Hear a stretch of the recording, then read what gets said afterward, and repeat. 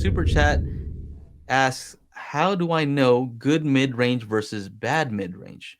Are you talking about the driver? Are you talking about the tonality? Um, hmm.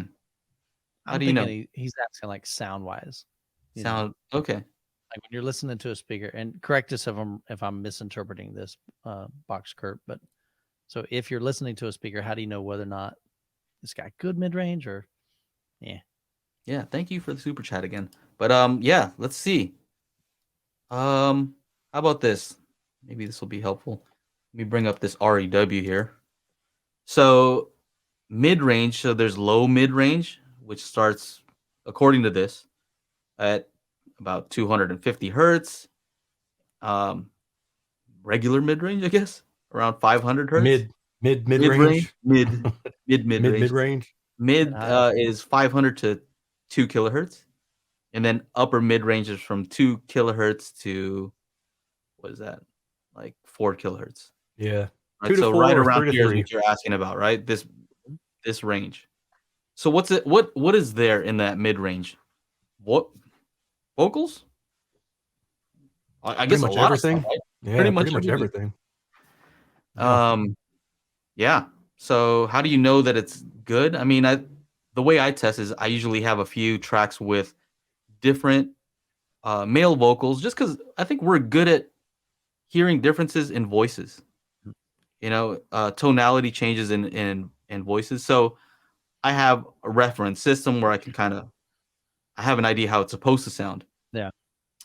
And sometimes it might sound a little bit thin, or see how different the voice sounds in comparison to your reference system. But I So, definitely want it to be smooth. I want it to sound realistic.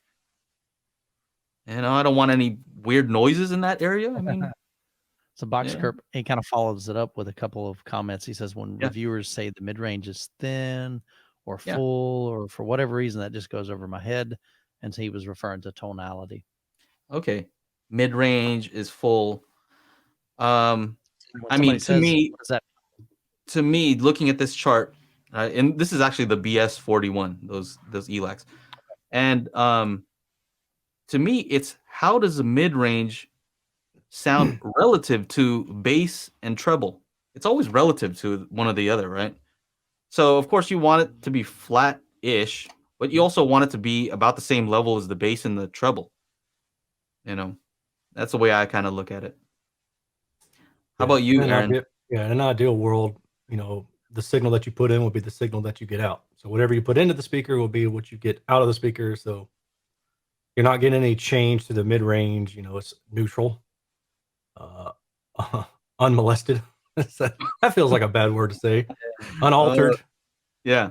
Yeah, Oh, I mean that would be ideal. But then from there, you can go into what you prefer, and no speaker is going to be perfectly flat, and it's just all sorts of variances from there. But Mhm. natural, neutral, that yeah, kind of thing. yeah. And no lack of resonance. Did you mention that? Because Right, that's something you right. always look at in your measurements, because you have the detail to be able to see where the Yeah, and you resonances can are. clearly hear some resonances too. So, but that's the thing, like to me, that's a good example of what should be a very simple question to answer.